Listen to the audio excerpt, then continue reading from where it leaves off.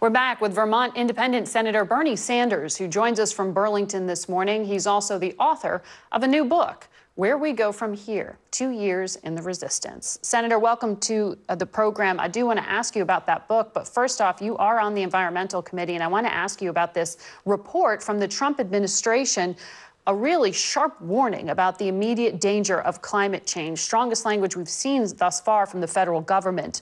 What action will Congress take?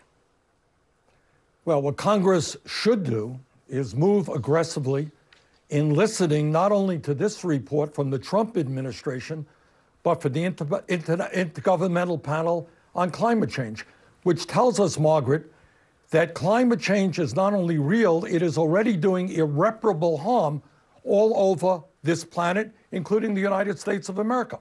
What Congress has got to do is take Trump on, take the fossil fuel industry on, and transform our energy system away from fossil fuel to energy efficiency and sustainable energies like solar and wind. And when we do that, we are going to lead the world in saving the planet. We're going to create millions of decent paying jobs. We're going to lower the cost of electricity. And that is what we have got to do for our kids and our grandchildren if we are going to leave them a planet that is healthy and is habitable. This is a very alarming report, and we've got to wake up and address these issues. You've been warning about this for some time, but one of the things in the report is that it estimates you could knock as much as 10% off the size of the U.S. economy by the end of the century because of related costs. If advocates like yourself use that financial argument, that economic argument, would it be more effective in taking some of the politics out of this? Because this has been painted as such a partisan issue, not a scientific one. Well, first of all, the debate is over about the reality of climate change and the incredible and costly harm it's going to do to this country. We're talking about hundreds and hundreds of billions of dollars in damage that we're going to have to pay for. Second of all, I think it is very clear that we have got to bring our people together to address this terribly important issue.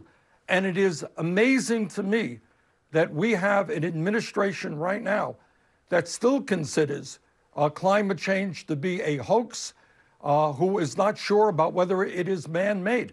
We have got to rally the American people. And economically, I happen to believe, Margaret, that when you move to energy efficiency and sustainable energy, you're going to create millions of decent paying jobs and lessen the costs of the damage that climate change will do to our country and around the world. But this is not an issue where we have, where we can debate. The reality is real. The scientific community has made it 100% clear that this is a major crisis facing this country and our planet, and we have got to be bold and aggressive in standing up to the greed of the fossil fuel industry, who are more concerned about short-term profits than the planet we're leaving our kids and our grandchildren. Well, one of the foreign policy issues you do talk about in your book is your call for pulling back any kind of U.S. support for the Saudi-led war in Yemen. There is a resolution you have backed along with Republican Mike Lee. Do you see, given the scrutiny in the wake of the killing of Washington Post journalist Jamal Khashoggi, new support for this bill? I do. When we brought this up, I think it was in March, we ended up with 44 votes, only 5 Republicans. I think we now have a chance to get a majority of the United States Senate. I think people are looking at the horrific humanitarian disaster now taking place in Yemen. There was a recent report that over the last number of years, some 75,000 children have died of starvation. This is a country dealing with cholera, a country dealing with a terrible level of famine. So you got that issue. You got the issue that this war was never authorized by the United States Congress in violation of our Constitution. And you got the Khashoggi incident, which says that we have a Saudi government led by a despotic ruler who killed a political opponent in cold blood. Add that all together. I think the American people in Congress are now saying, let us end the support our support for the Saudi-led war in Yemen. You are calling for Democrats, who are now going to be in the majority in the House, to launch a kind of new contract with America. And some of the things you put out there, you're saying Democrats should call for raising the minimum wage, make public universities tuition-free, expand Social Security, a number of other things. Is this a legislative agenda or a platform for a presidential run for you? It's a legislative agenda, Margaret. You know, it's interesting you pick up on what I wrote in a Washington Post op-ed, and that is back in 1994, Newt Gingrich, who I disagree with on everything, really had a bold right-wing agenda, and I think we should learn from that. This is what the American people want, and we should do it.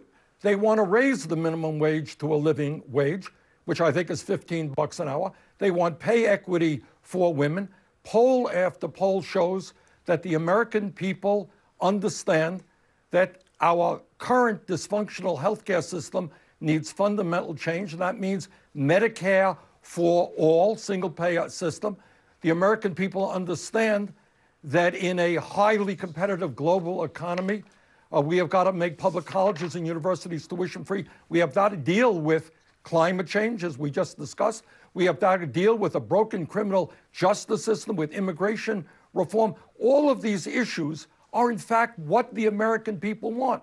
And the question is whether Congress has the guts to stand up to the big money interests who want more tax breaks for the rich, who want to cut Social Security, Medicare, and Medicaid, or we stand up for the shrinking middle class and we demand a government that represents all of us and legislation which represents the working families of this country. Senator, look forward to talking to you about that at another time, and also the prospects for 2020, but we have to leave it there. We'll be back in a moment.